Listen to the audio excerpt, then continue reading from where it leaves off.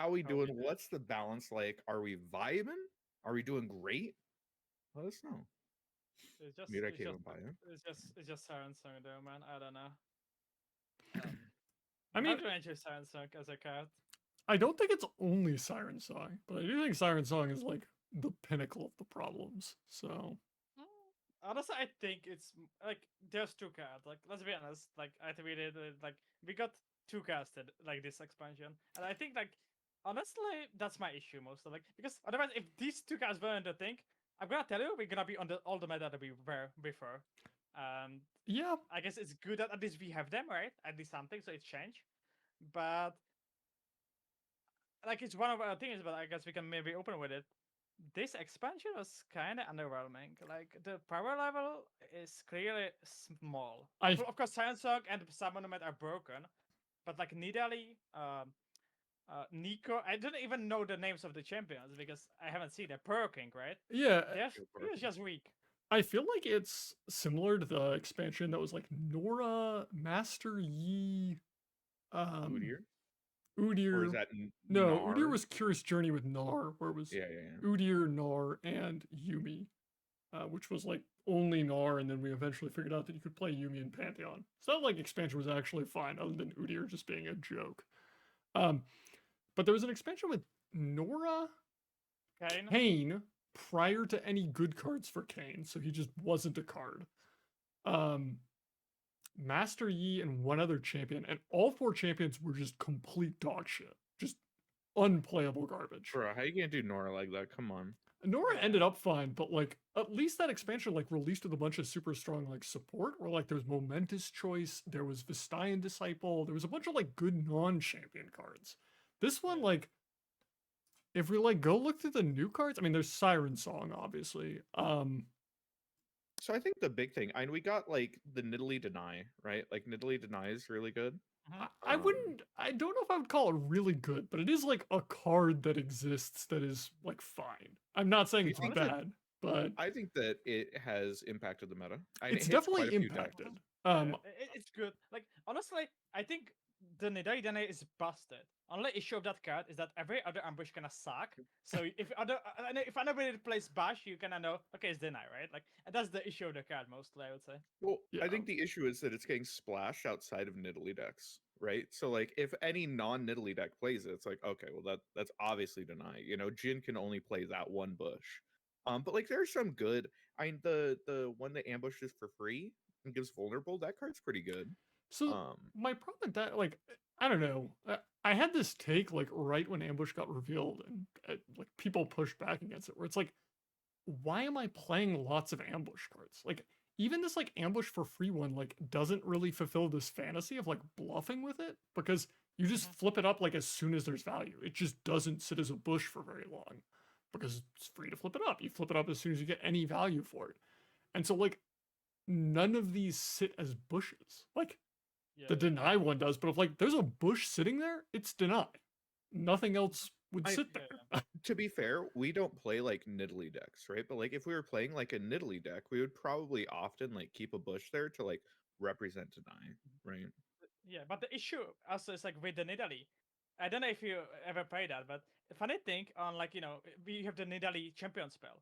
If your brush is Nidalee, it tells still that it's a Nidalee. So like, it's then like, you know, it's fantasy, it's sure not Nidalee, and then you play Nidalee, you know, I don't know the name of the card, Nidalee Pearl, and like, you know, like. Yeah, there's a bunch of weird stuff like that change, where like your bluff just doesn't work because of how the cards work. Like my favorite one is there's just like endless screenshots of someone attacking with like a prismatic the Fae that makes a portal, and then non-prismatic Fae that makes the portal, and you're like, one of these two cards is Nico. The prismatics are a little. Is prismatic Nico in the pass? Because if so, that'd be really fucked up to accidentally mess everybody up. But you can turn I don't that know. off, right? Like, for a long time, I've just disabled prismatics on every competitive event, where it's just like, these aren't particularly good cosmetics to begin with, and they just randomly throw games for no reason. So yeah, full prismatic or no prismatic, like otherwise it just can hurt you. There's been too many. Help you. Like with protest, it can help you though because you can then be counting what are odds of your, but of course as well your opponent can. So it's The like thing is, like, there's been a lot of bugs with prismatic. Like, they usually don't matter, but like cards don't make prismatic cards when they should, or like it's usually only in that direction. I don't think I've ever seen something where it makes a prismatic where it shouldn't. And so I was just of the Are there opinion really actively cards? I haven't seen. I play Bandle, right? there I've prismatic half my Bandle cards. there So have definitely usually, but there have definitely been bugs in the past. I don't know if there are any currently, but I basically came to the conclusion like a year and a half ago that I was just going to disable prismatics every time because it was like that's fair. there's been bugs and it can't hurt to disable them. So As far as like the new cards, I feel like there are like some pretty solid power level cards. You know, and even on screen we're seeing like Portal Scholar. I think that Yeah. the Oracle card is like fine. Like I think that there are like solid cards that are like hitting decks. But the main issue is that like Siren Song is just like so much stronger than anything else. And even like Swindler's Den is like probably a good card. But the issue is that like we can't really spend a whole lot of time playing it because guess what? If opponent plays Siren Song on turn 3, you're fucked anyway. yeah. Yeah, I mean, I don't think the expansion is just like a joke, but I don't think the expansion is like particularly high power level. And it's like just like a couple of cards that are like wildly better than everything else. I do think Portal Scholar is pretty good. I think Epic Scrap Traption is like a relevant card. Um, Sump Monument, which we're probably going to talk more about. Rejuvenating Breeze is certainly a card. All Seeing Oracle is certainly a card. Like, there are cards in here that you'll certainly be interested in playing, but they're not Siren Song. I think there are a lot of like expansions. Not a lot, but there are definitely some expansions where like basically 0 cards hit the meta, right? You know, it's just like, Yeah. you know, you get 1 or 2 and that's it. I feel like we have a fair few number of cards that are like hitting decks. But like I think that the issue is that it's just it's so polarized on like Siren Song is crazy and everything else is okay. That it's just like why are you playing anything else? Yeah, I mean, also, I is it would. just me, or is this like expansion small? By the way, I think I'm feeling that this expansion is like the smallest we ever got. I think we got like 40 something cards online. I don't think I think we on average get like more a little bit. Usually For we get like like a- 60 to 70. For like I'm a not sure. full blown expansion, maybe, but like we've definitely had smaller like card packages come out, and like I don't know, the quantity of cards isn't too like concerning to me. It's just like I don't know, a lot of these just aren't cards. And I feel it's like like there's actually a lot of really good cards that came out. The Demacia 5-drop is really yeah, good. Demacia 5 The drops good Demacia too. 3-drop is like super playable. Yeah, but it's mid-range cards, and that's the issue that because Sans Yeah, again, you cannot play them. I think that there's a lot of like good cards that came out this set. So I don't know if it's like a set quality thing as much as it is Siren Song just like making half of them unplayable because Siren Song just like out beefs everything. Yeah. Right. Yeah. Yeah. I don't know, man. I don't know. Do you okay on the topic of meta? So like Siren Song, crazy of course. Are you guys bringing triple Siren Song? Are we beating it? What's our plan for this weekend? My plan is I'm either not going to play because I am incredibly privileged, or I will just phone it in with 9x Siren Song, 9x Reaper's Row. Is that the best lineup? Probably not. Does it require any brain power whatsoever? No. I can just phone it in and do that. Yeah. I think honestly, on average, I think only 3 Sensing is the best. Honestly, I think 6 makes sense. 9, I think, is usually just bad. Yeah. I think the Fizz deck is. What I see so far is just it's must bring. I don't see a reason why it wouldn't bring it. Like, sure, you can maybe find a way how to beat it, but I think for especially day 1, I think she just should be bringing it. The Evelyn deck is much more sus, and I can definitely see cutting that. The Lucian that I saw, I wasn't impressed at all, for example. So, yeah, I think it's like 3 off usually, but definitely the 6 off is definitely viable. I agree. People are talking about like 9x Siren Song. I don't think that's like I'm sure you can build like 3 Siren Song decks that are fine. But I think that like there's diminishing returns, especially since like the matchup tables for these decks are like slightly different. It's a lot like timelines. Where like, you know, we talked about like 9x timelines, but as it turns out, like playing maybe 1 or 2 timelines decks was like probably the sweet spot. Yeah, I don't think I'm bringing like an objectively great lineup by doing what I would plan to do, but I really don't want to spend time thinking about this meta, and I can just play Yeah. 9 Siren Songs and 9 Reaver's Rows and essentially play the same deck 3 times. And like the Fizz deck is definitely the best one. But you don't lose that much power going to like Champless Shurima. Because that deck's like really good at finding Siren Song because you get to play predicts. Yeah. Never Champless- heard of it. The only one that I've seen is the Azir in Italy, and I've shit on that deck like several times. So I haven't seen Champless Shurima. I've mostly seen it from Dr. Chekhov, but like I played the deck a good amount off of him, and like it's quite good. Yeah. The other thing is like you have like reasonable plans into like Siren Song mirrors because you can play Reaver's Row and then play the countdown card on it, the advance card, and it instantly pops your Reaver's Row, gets 2 1-drops, and you just kill them on the spot because you pop Reaver's Row 2 turns faster than them. Okay. That's not that bad. I'm not gonna sit here and tell you that this deck is the best Siren Song deck. What I'm I'll gonna check it tell out. I you haven't is heard of it. Yeah. this deck does not lose that much power compared to Fizz. So But I'm convinced it's broken. Yeah. Sign me up.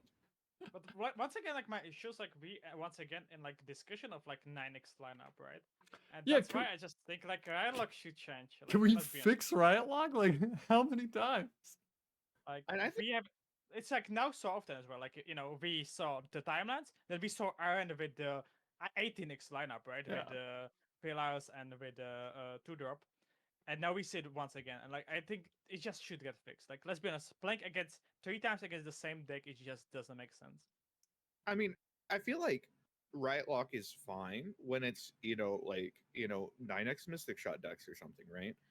When it's these build around cards, it can definitely be really annoying. That said, I don't know if there's like a reasonable way to like fix it outside of, if you go like card lock, I think that's really fucking cringe. I think that like not being able to run like multiple Mystic Shot decks would be like really obnoxious. I think that Yeah. ideally we would rely more on like balance to keep some of these build around cards in check rather than just wholesale throwing out the ability to play your card in multiple decks. I definitely agree with you that like stuff like 9x Mystic Shot or 9x like even Decimate, which is probably like closest to the border of a build around card that we've seen. Or like Fervor or something, right? Yeah. I feel like those decks are not egregious. Those lineups are not egregious. Where it's saying like I want to play 3 like particularly Mystic Shot where like people are showing up with like Karma Set and like Jinx Samira, and it's like these are not like even kind of in the ballpark of the same deck. Like it's fine to play both those decks in a lineup. But these things that like have happened where like 9x Tree, 9x Timelines, 9x Siren Song, where it's like these probably shouldn't be happening. And especially when it's like about 1 card only. Like that's the thing. Like if the deck is just dependent on 1 card, as I said, like definitely I do agree with the balance, but we can see like they're like, should we hotfixing every card this way?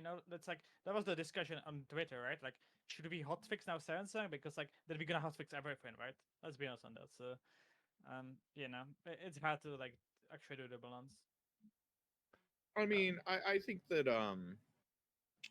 I don't know, like I'm not out here asking for like hot fixes, right? And, like I'm fine playing an open on this patch, like I had talked about like I'm fine if they hot fix, I'm fine if they don't. It doesn't really matter to me either way. But like I don't think that being able to play like a deck or a card in multiple decks is like inherently problematic. I think it's just like these specific decks that are like super build around and super reliant and you have to draw it is definitely an issue. But I don't know like how you fix that, like without just fucking throwing the baby out with the bathwater, right? Like just absolutely hosing a ton of decks or a ton of lineups. They said the Epics one, the yeah, Epic so consideration, but I like the Epic solution the most, but I do also agree that it's like very weird. It's like very much like artificially trying to solve this problem. Because like it's complicated and like people are gonna sit there and be like, why can't I play like I don't know what's like a random out? Why can't I play like 9x Rite of Negation? Like why isn't that allowed? And you're like, well, it's an epic, so like you can't 9x epics, and it's like especially because like the rarity system up to this point has been entirely arbitrary. Right? Yeah. So like trying to go like backwards and be like, okay, if it has this purple on it, this purple gem that for the longest time just designated bad cards. Now we're like, okay, well this card's just not something you could run. Yeah, of. I mean, the point Especially since Siren Song's literally a common, but you would change it to an epic, but like the point of this is to like give Riot a balance lever where if they see a card like Timelines or like Siren Song or Broadmain or these like build around cards, they can just be like, okay, this can be an epic, so that like we don't have to deal with 9x. That just can't happen. But it's definitely artificially solving a problem. It's not actually solving it. It's just like I'm gonna invent a rule that like solves my problem. It's like like you'd be better especially off. when 9x lineups oftentimes aren't even good. Yeah, Like so often they're incredibly unoptimal. You know, even again, like timelines. Timelines was broken as fuck. Should you be running 3 timelines? No, you probably shouldn't be. no. Well, like, but like then like if something's like broken and like you're like going like and you can if it's like only one deck, then you can go into tournament and be like, okay, you know, Summer was giga broken, and you could go into open and be like, okay, I'm just gonna ban every Summer deck. I don't care. There's like so many Summer decks. I don't care. I'm just gonna ban it. But you know, then this issue, Sandstock is busted, and I cannot ban it if somebody gonna go 9x, right? yeah, I pick the one that you're good into because they have different matchups. There's a reason why bringing 9x is a bad idea. It's because they have different matchup tables. But also Power Lab, right? Like, let's be honest. Like, Yeah, the Power fire Lab. is by far the. Yeah, pick the one you can beat. Pick the one you can beat. Yeah, I mean, I definitely think it's like not really an objective problem. I mean, I think the closest we ever got to like 9x being actually good was Timelines. And I don't think 9x Timelines was good post hotfix. I do think when you had 1 mana Timelines, 9x Timelines like had a reasonable argument for actually being the best lineup. But since then and before then, I don't think we've seen 9x Timelines be like truly an excellent lineup or like 9x anything. Yeah, I mean, So we could look back to like when people tried to make 9x champion strength and like that didn't work, or like yeah, 9x bar and like that didn't really work, or like 9x tree and that didn't really work.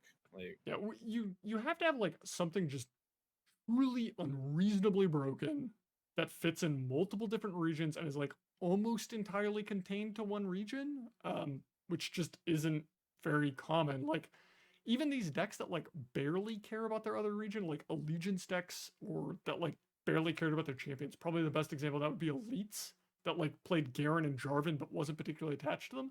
Elites without Garen and Jarvan was like not a top tier deck. You could play 9x elites, but like they banned the one with Garen and Jarvan, and then you're left playing 2 kind of mopey elites decks. So, yeah, 9x Tree got second, and even then, like, I don't think Lazy Guga would really tell you that his lineup was phenomenal. I think he hit a stride and it was like a reasonable meta call, but like in terms of just objective strength, I don't think even he would like really back this lineup as incredible. yeah, I don't know. I think it's an interesting idea to, you know, talk about like, is there a solution to this? You know, whether that's putting like a legendary tag on like some cards or something. But even then, like we would start talking about, you know, you mentioned like Broadmain. I'm like, does Broadmain deserve to like not be allowed to be played in multiple decks? Really? Yeah, I don't know. Like we're just taking cards and like deciding this is a pseudo champion. Yeah. Maybe. I don't know. Yeah, I mean, I like the epic solution the most, but I still agree that it's just like an artificial solution to a problem. And like objectively, the problem is Siren Song is fucked up, and like a bad Siren Song deck is still pretty good. So like maybe we should nerf the card. Yeah, agreed. Nuke it. How do you feel about it feels like a lot of people have been so negative on this meta for a couple weeks now. That you know, there's been so much of a circle jerk that we're getting the counter jerk right now on Twitter, especially. There's quite a few people that are coming out and like, I actually think this meta's fine. I like this meta. This meta's super great. How do you feel about that? You know, especially, you know, Baya, your teammate specifically is a big fan of this meta. Can you talk to me about that? I don't know. My teammates are weird. I don't know. Like, yeah. I personally like. I don't mind it. Like my issue is like I'm always, even though I don't like the meta, I'm still gonna be playing it, right? I want to compete. I have to accept it. So, of course, I'm not having privilege as result here, so I cannot just say, you know, fuck you nerds and like, you know, not play. But I don't know. It's yeah, I'm not a fan of the beta. I don't know what to like add, but I'm just not fan of it. Yeah, I It's mean, not my play style of decks, right? I understand that people are gonna like push back against whatever the common thread is because like being a contrarian is very popular on social media. Like it gets responses, but I will tell you like part of my motivation for making a survey that I put out today was how bad I think this meta is. Where I was basically like, hey, people go rate like previous metas on a scale of like 0 to 10. How good do you think this meta was?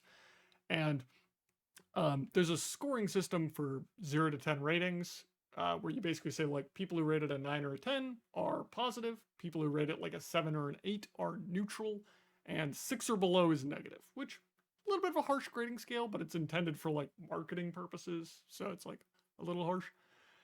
Siren Song is by far the lowest rated meta. Azir Relia has got about like a negative 50%, which is bad, but like it's a Azir Relia meta. Siren Song right now is negative 80. Like, Okay, but like, do you think that there's probably some amount of bias because we're actively getting our ass beat by this card? there is definitely some recency bias. But I would Mhm. be comfortable calling Siren Song competitive for the least enjoyed meta. I don't think it's like clearly the least enjoyed meta because we've got this like recency problem that's very reasonable to point out, but people are not a fan.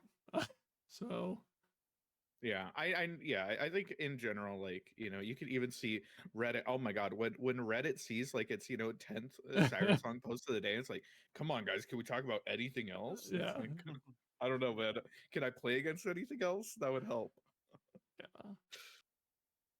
Yeah, Yeah, no, I think overall sentiment's pretty negative. Yeah, I've added the survey to chat. I'm also gonna add it, I guess, to the Podcasty on YouTube, the description, so you can like people Yeah, can check that'd be it out great. Yeah. and like make that thingy.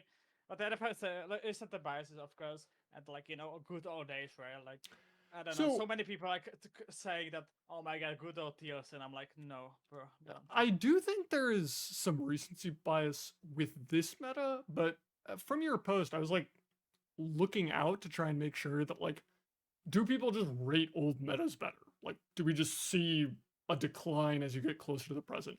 And that doesn't really seem to be the case. People enjoyed the like Samira Fizz meta apparently, or like I suppose enjoyed is probably too strong of a word. They didn't hate it. It was like relatively average in people's minds. And you go back to like the Go Hard meta was like apparently not well liked.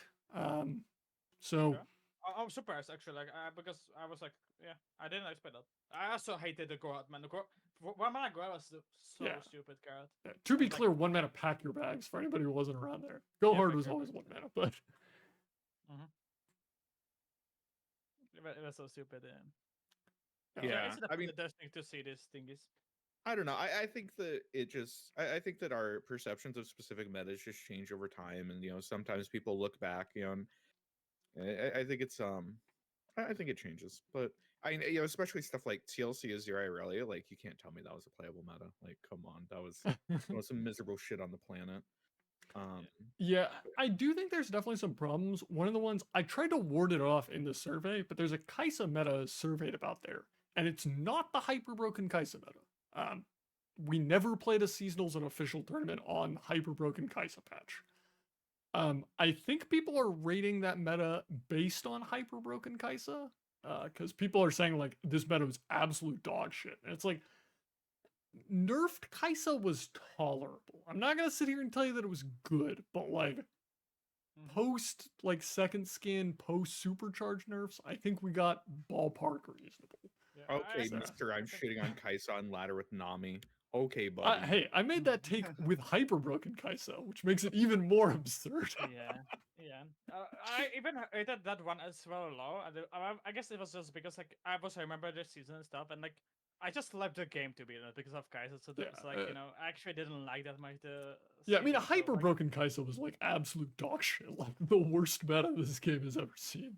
Broken Kai'Sa was like, I don't know, ballpark tolerable. Yeah. I wanted the worst honest Arcana meta. I hated Arcana so much. So, It was pretty frustrating to get like 25-minute games where you figured out if your opponent was competent at Ari Kennen. As the Ari Kennen abuser, I very much enjoyed that meta.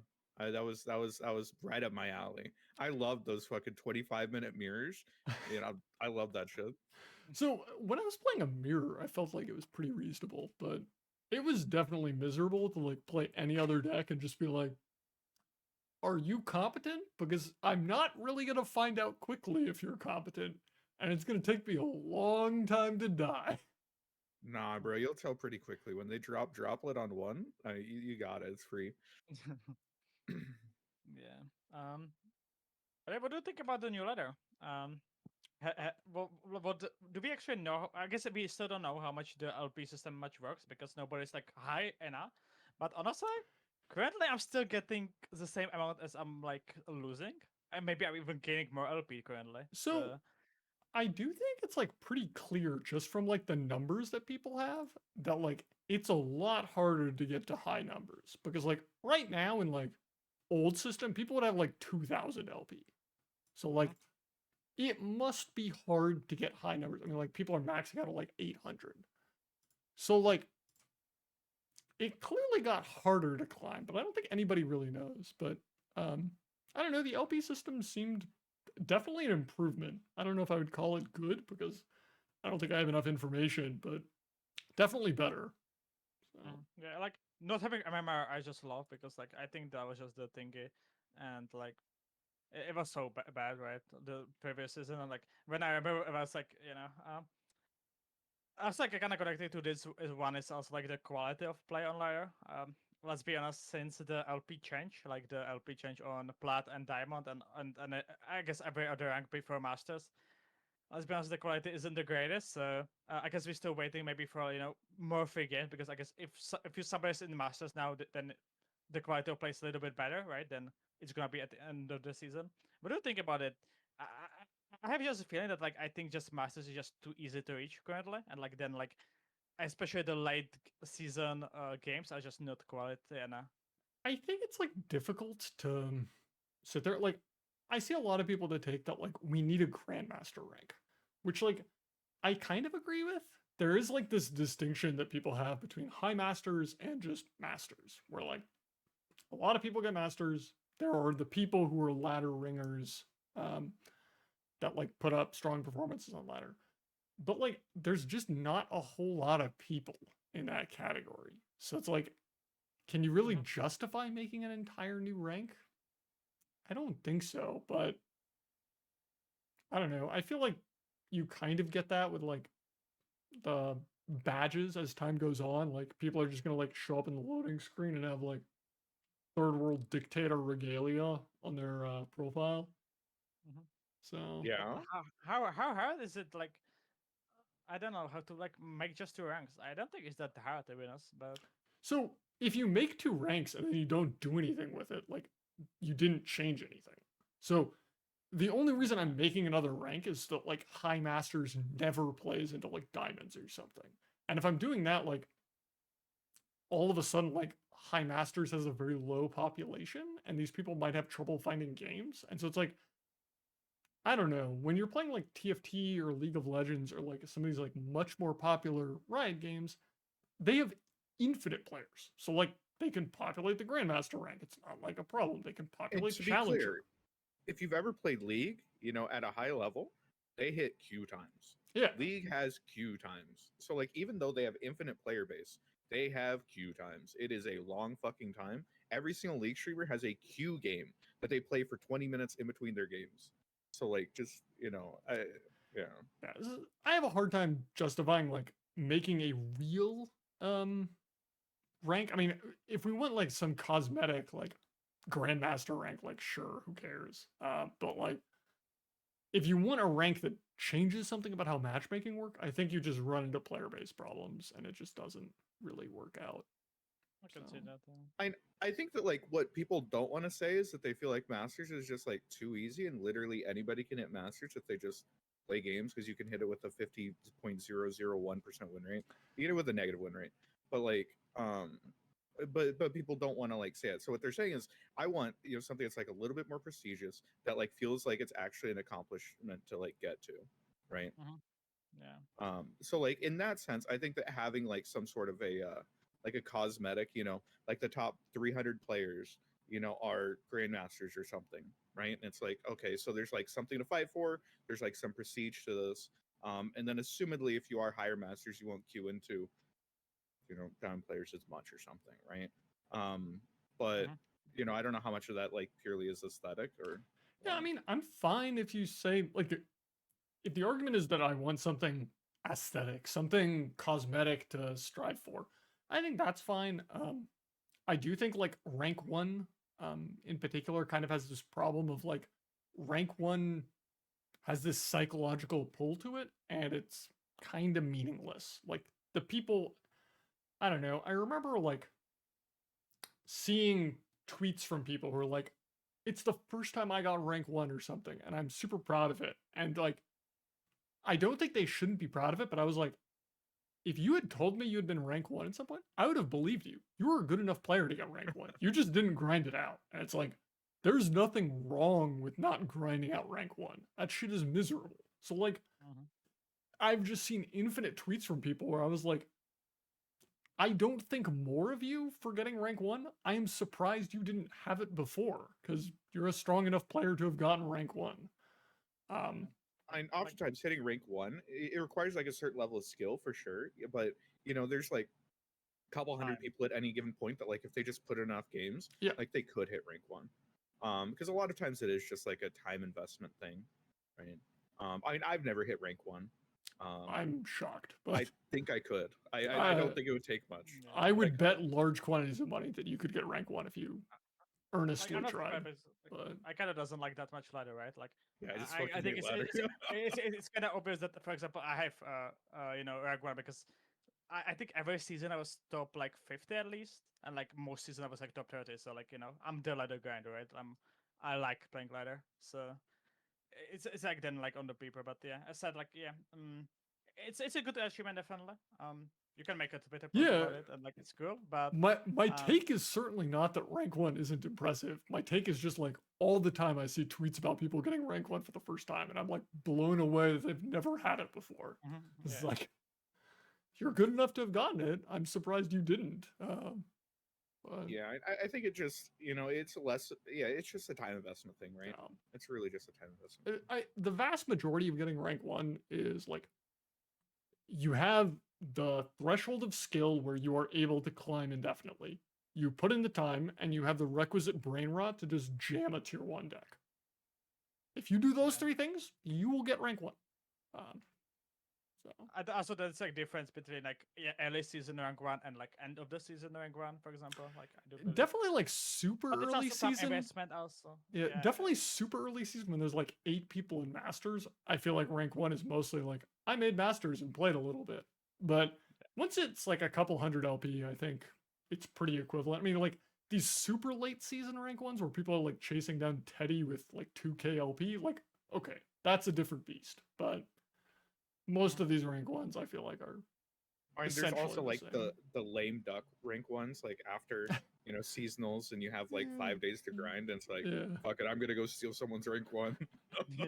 Well, no one's playing. It's a badge. It's badge on a low R, Come on, I also still won this in 2021, with Saber Action and Master, but I have the badge, and so I'm happy. Yeah, get that badge, bro. Yeah, they still got scammed, right? They got scammed by the one badge, right? So I'm okay with this because I got a very good story. Like the equity in terms of losing this badge is pretty bad, but the complaint equity is quite high. I get to complain about this very frequently. But yeah, I played a game and won and got rank 1 as a result post queue closing. Because the queue closed before my ladder match ended, the API did not update with me having rank 1, and as a result, Runeterra AR did not give me the rank 1 at end of season badge. So my account does not have that badge. Sounds an awful like a skill issue. I should have just won that game faster. You're right. Yeah, just a bit faster, man. I don't know. Yeah, you should have gotten your opponent to FF. Let them know that you have Rex in hand. It's free. Also, I'm still kind of like sad there that I actually didn't do the most lost LP in one day. Simon still has the title. I had this problem where like I legitimately just wanted to int off 2000 LP. because I had 2000 LP. I could just int it off. But like worlds points were being awarded, and like I didn't feel like I could actually do that. Also, I was concerned that like Riot would flag my account for MMR tanking, and I was like, I'm not trying to climb. I just want to lose it all. Like, The other issue is that, like, in the old system, I don't think you physically could have lost 2000 LP in any reasonable amount of time. oh, you Even if just you're snap instant concede FF. on turn one. Like, I think you could. I think it would take you a long time. I think it would have taken like 2 straight days of FFing. Because at some point you just aren't losing any. You're losing like 10, bro. Like, I feel like it minimizes at 15. Like, surely. copium, surely, What is surely. this? Yeah. It's terrible, but yeah, it's like sus. But when we are known to our points, Yeah, I just have to guess we concede first- like I just have to concede 130 games. Like, yeah. But when we have known about it, like I love it when Ruben shared the docs with it, and only person that was wrong with the entire points was me. Like I enjoy that so much. But to give thing, I was wrong, sure. But like I just like commented to him the tweet that he made. He hit me up instantly in DMs. He just asked my question, and in 1 hour it was fixed. So like I guess I give like props for that. Like that mistake happen, right? But like instantly fixing it, like it's just like something that yeah, I liked a lot, and it was like good experience then. I feel like that has to be like an overall positive, where it's like Ruben like quickly corrects this problem that someone identifies and informs him of. But I do find it a little weird that like you're not one of these people with like, I don't know, 13 Runeterra points where it's just like down in the soup and people don't know. It's like, oh yeah, bio, like seeing you with like 7, I think was the amount that you originally had, right? And it's like seeing you with 7, I feel like should have just immediately triggered some bells of like, I feel like something went wrong somewhere. But I don't know. It's maybe because I have so many Riot accounts as well, but I was playing on one only. But I have like the NA account. I have no even TFT account. I have PB account, for example. So I don't know. Maybe that was maybe the thingy. But yeah, I guess we can check who qualified as well as worlds. No, cannot we? Yeah. I guess I'd have to go to Why are Ruben's the Twitter. points split like this? What the? So weird. What like Oh, I'm Ruben looking at deleted our the reports tweet, so site. I don't have This it is anymore. weird. low report? I think is just the Lower. best now. I don't. Oh, they have it on their website, yeah. Yeah. I was just confused by their format. Points.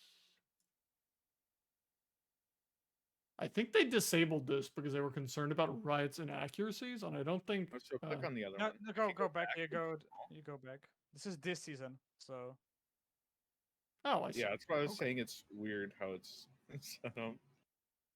All right. Yeah. Yeah. Dude, poor I like Thai we have the guy. same position, Aikado. That's cute. What's that? We have the Oh, same true? position. We're In our holding region. hands? Oh my god! Oh my. Look at us. But I have 1 more points though. But by the way, like funny thing and very funny story in EU. There was Boki going in that last with 19 points. There was Robomaster going into the last with 18 points. Like of course before later, right? It was like -5 on everybody. It was me going in with 18 points. It was a Kaminari going in with 16 points. It was Simon going in with 16 points. And we all shit the bed in the last open. Nobody out of us made it to top cut. If one of us made it, he would very likely qualify. And yeah, I just find it kind of funny, to be honest. Never lucky. Yeah. Never lucky. I mean, I would just win a world championship qualifier. That's my solution. Yeah. That's fair enough. Do you think we'll have a good meta for the next one? Maybe I'll.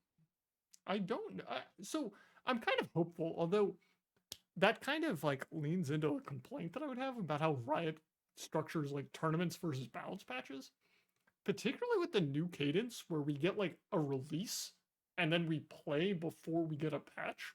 Like, I don't know if this is like a hot take, but I feel like every time they release cards, the meta is just dog shit. And like, we have to get to a patch before it's good. Yeah. I don't know if it's dog shit right away. Sometimes for sure, but sometimes it's fine. I feel like it usually is pretty bad. Do you think that they're just bad at pre-balancing cards, or what do you think it So is? It's hard to catch everything, right? Like you Yeah. cannot do that. Like I really do think Riot only deserves crap for 4 balance misses in their entire time, because everything else I felt like was in the ballpark of like, I understand how this happened. And it's release Seraphine, release Vayne, release Kaisa, and release Samira. Where I felt like these were such egregious balance misses that I like do not comprehend how they were missed. My man's is just letting CS go. Come on, man. What the fuck? CS I think was like far more reasonable than any of those. The problem that I have CS with was 8 mana. so the problem I have with those is like, if you picked a region at random with Seraphine, you probably found a tier 1 deck. Unless you literally hit Demacia, you were good to go.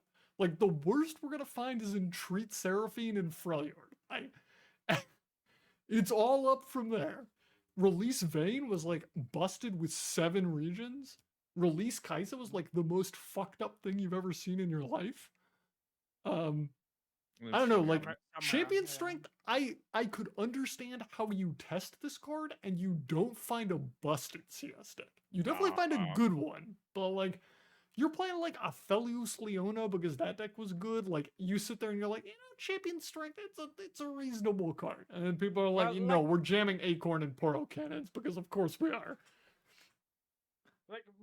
Yeah, I definitely actually when you think about it, like champion strength was 4 words, right? And like I kind of didn't find Jinx. I was thinking about it, and I was like maybe thinking like, sure, I can go through 1-drops and stuff and just go to the CS. But I, for example, didn't find it in my prep that much. Like the Jinx, for example, I think the Jinx was the most broken deck. I think of that. Yeah, that sounds like a skill issue. Dude, I feel like quite a few people found it. There were even people who found it, tested it, and weren't on it. Right? I'm pretty sure Roji found it. Yeah, like I definitely think like champion strength. So I actually think like the best argument for this is go look at the world's deck lists for Aatrox Vayne. Aatrox Vayne was horrifically fucked up. Literally no one had a good deck list in hindsight. I believe the maximum number of Ranger Knight defectors registered was 1. One person registered that card and it was a single copy. Most people were Batman, come on. like, I think that's like a great example to show people where they sit there and they're like, oh, Riot is just like bad. No, like this stuff is hard when you don't have a big team. And like, I can completely understand how champion strength was missed in the truly broken iterations. I don't think you would miss that this card is good, but I think I can understand how you would miss that this card is like horrifically fucked up at 8 mana. Whereas like Seraphine Aatrox was so fucked up. You were flipping him on curve, bro. Without even trying, you were flipping him on curve. Like Aatrox was so fucked up. Yeah. Like that was like very cool. We can like discuss about a lot of cards. I think also Aphelios maybe in the discussion, but it's very hard. And especially on the worlds, I'm like, of course, I was one of the players. Like, let's be honest on that. Like, it was like you didn't have that much prep. You were like very specific. You had only 2 accounts to try with, so like you couldn't try only like so many decks, right? So, don't look at my attacks version, please. God, fucking dude, Teddy. I'm so glad Tank Buster has a real prep group now, so he's not just gonna cope on plunder every fucking. So I just want to point this out to people because I think this is like the succinctest one. Teddy, incredible player. I don't think anybody would doubt that. 0 Ranger Knight defectors. Stone 0. 1 Aatrox, 2 Quins. No bloodletters, no spears. Or sorry, in my one actually. I forgot it.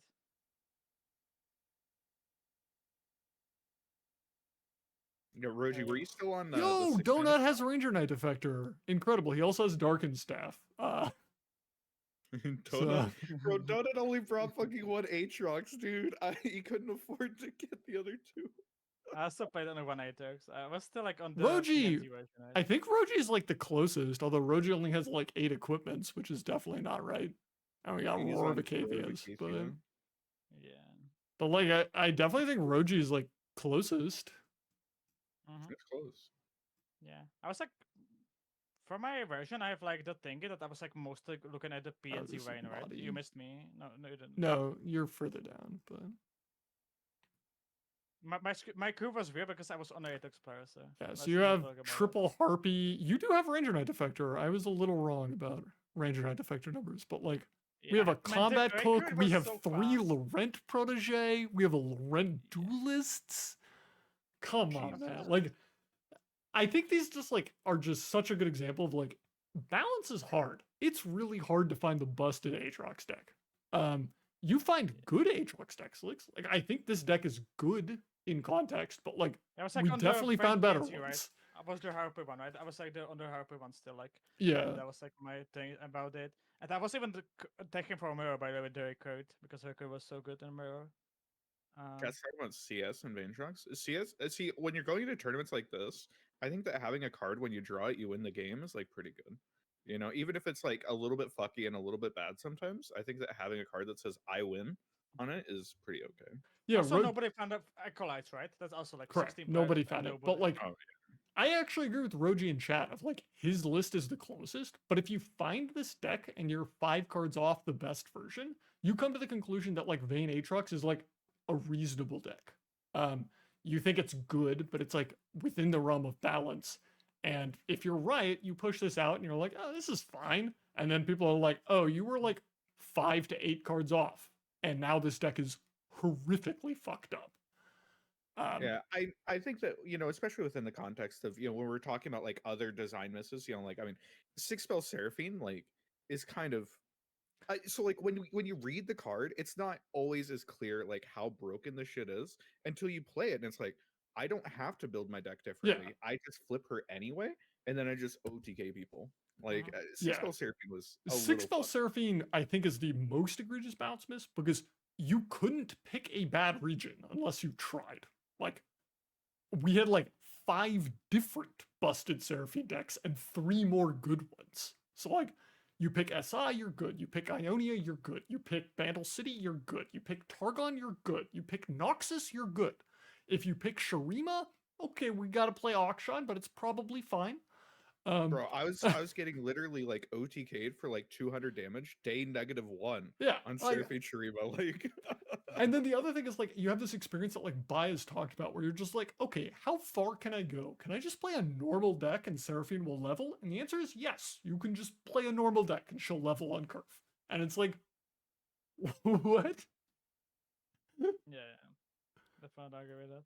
Like that was definitely. I guess they were like, you know, when they were designing, they were like, you know, going for one-offs only, and they were like, you know, thinking that maybe just like, you know, it's such a deck building cost, and then they actually didn't try it without like the deck building cost, right? The problem with that is if you do that, you basically tested 9-spell Seraphine, which was also fucked up. Like, You might be right. how did you find a bad Seraphine deck? Like, truly, what did you do? What deck did you test? One thing that I think is really interesting about, you know, like Seraphine and Aatrox, you know, coming out broken compared to like Siren Song. Siren Song, broken as fuck. I hate playing every single game with this deck. It's miserable. But like Seraphine and Aatrox, I didn't give a fuck how broken they were because they were fun to play. Yeah. Like I love those decks. Seraphine Aatrox post Worlds, like post Aatrox nerf, is one of my favorite metas. I like crushed so many tournaments that meta. I fucking love that shit. I'm so upset we didn't get a tournament on that. Yeah. The absolute worst part of Siren Song, in my opinion, is it is busted. You have to engage with Siren Song if you are a competitive player. The deck is busted. You are playing it. You are trying to beat it. You are testing this deck. All of that. And it is boring as shit. Like, you have to engage with this, and it is absolutely miserable. And it's like, if it was not busted and boring, I could ignore it. If it was busted and interesting, like Seraphine Aatrox, I enjoyed that meta. I thought that meta was quite fun. It's fine. I play interesting games, and like the worst you end up with is like these classic meta problem of like you have deck 1 and it slaps, you have deck 2 and it slaps, and you have deck 3 and it is held together with chewing gum and prayers. But like those metas are fun, and it's interesting to like try and find these angles where it's like, okay, I'm gonna ban like Seraphine and play into Aatrox with Kindred Ash, and it'll be fine. Yeah, but like once again we are in the situation that like we are talking about busted champions, and once again we are in the thingy, just ban the champion then, right? Like if if if Samurai is broken, just ban Samurai deck, right? And once again, we are on the thinking that you can ban all Siren Song decks because it's possible to 9x. Yeah, but Like, yeah. I don't mind Again, though, champions like being the broken 9x, that much. the 9x deck is usually bad though, right? Like Yeah, like it feels you bad gotta to play beat it. into, but it's You usually gotta bad. beat it though. It's usually bad, but you're gonna meet it, right? I'm gonna guarantee you're gonna meet at least 2-3 people in day one that are gonna play it.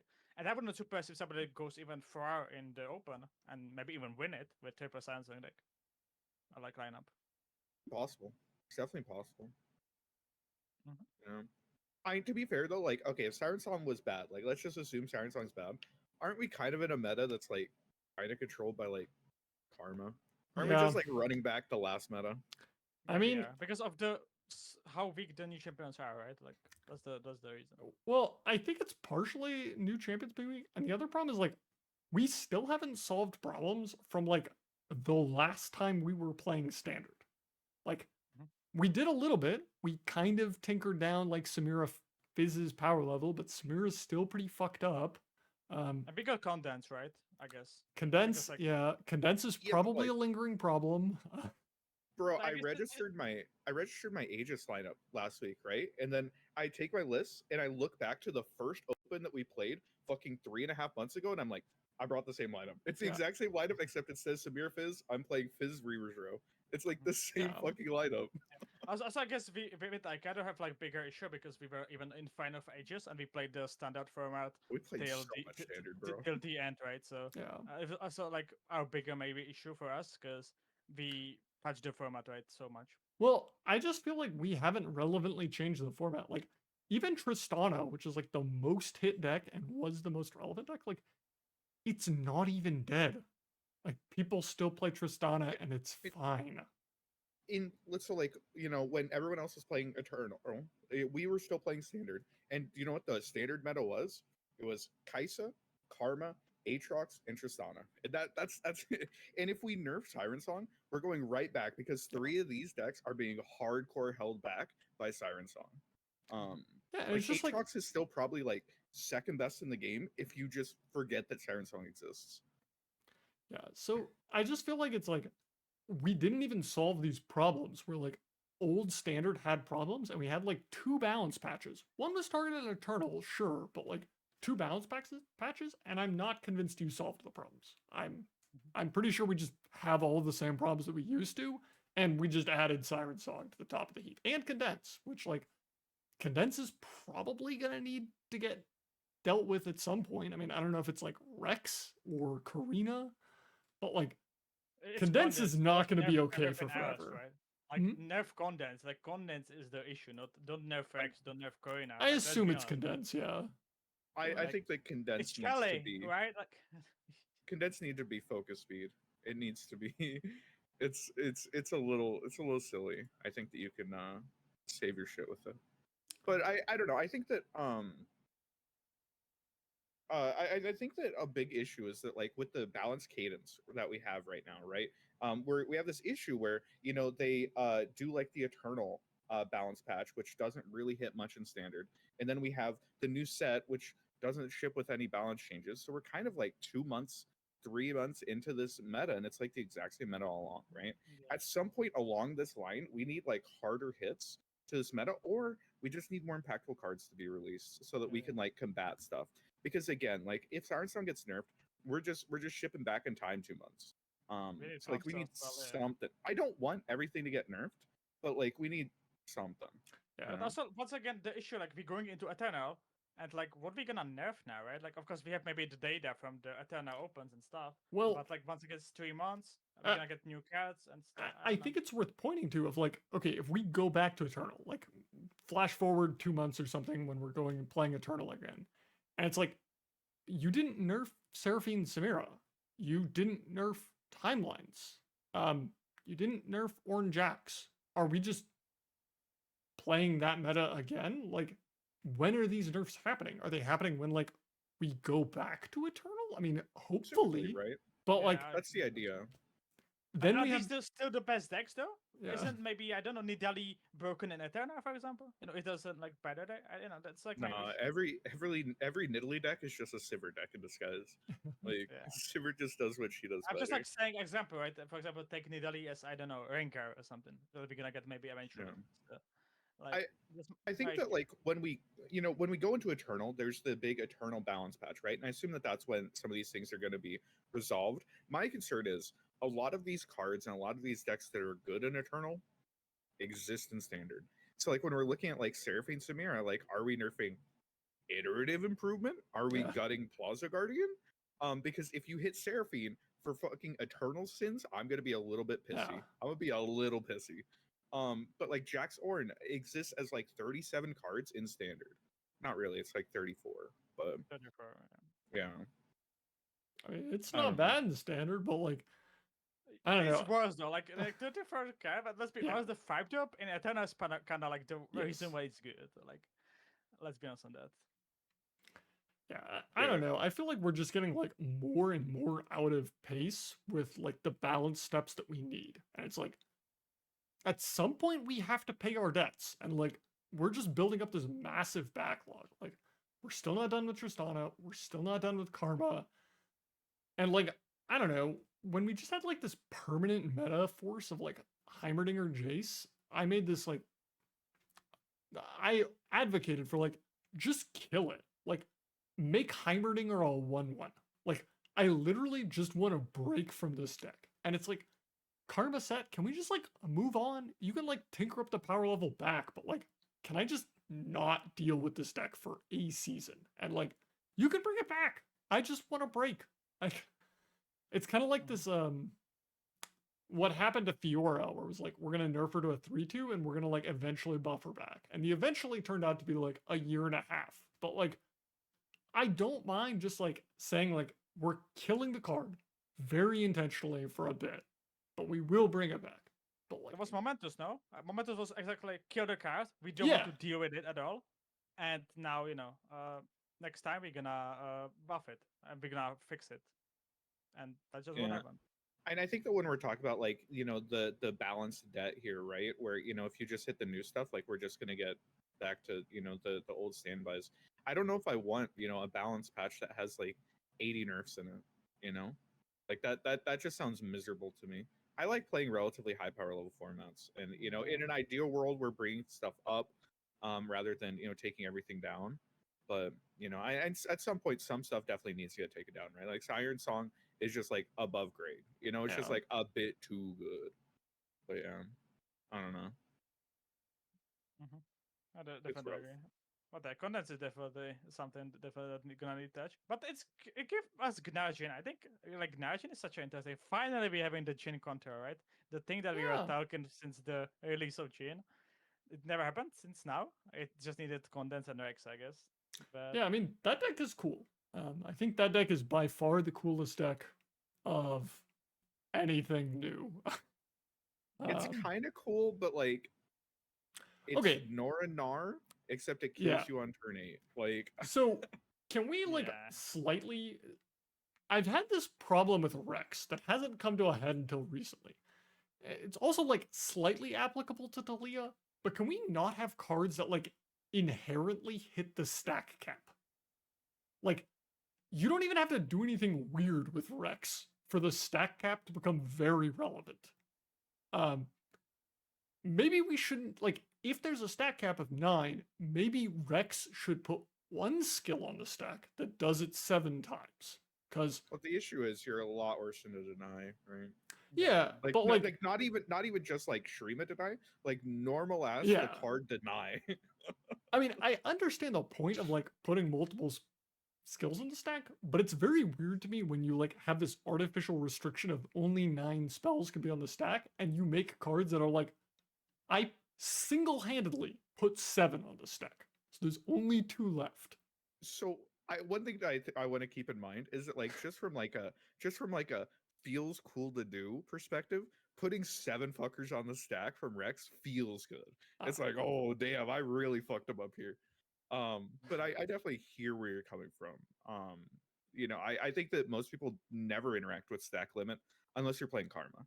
If you're not playing literally Karma, It does not. It's not relevant very often.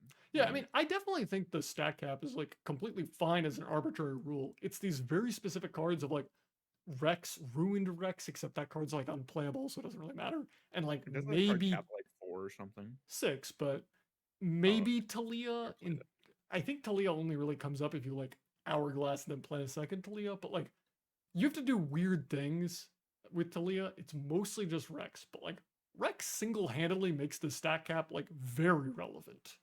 So I think it's even- just one card. I don't mind it honestly. I'm gonna be honest. I think it's sometimes also interesting to like be playing around the cap and like I get you, but I think sometimes it creates interesting plays. I think. yeah, it's just like how often do these plays happen with specifically Rex? Because I'm fine with the 9 spell stack outside of Rex. It is only Rex. I mean, the worst example of this is if you can't do it with Jin because Jin will fill the stack. But if you ever end up in a situation where there's like Rex spell in the stack and then you like they cast a spell, you can't Avenging Vastaya because it puts a burst spell in the stack and then tries to put the skill in the stack, which overflows. Yeah. Which is pretty wild. It happens with Mana Soul Student because you need to like add exactly 1 skill, but you just like can't do it. Yeah, the Rasta is different. I feel like you still in the burst speed. I saw some people that are getting baited that like it's Jin, it's Rex, and like they have the burst speed, so they apply it, and then nothing happens. And like, yeah. Wait. I'm sorry. Wait, if you have 7, so if I Rex, right? Yep. So we have 7 things on the stack. Opponent casts a spell that puts an 8 thing on the stack. Yep. I can't Vastaya that Correct.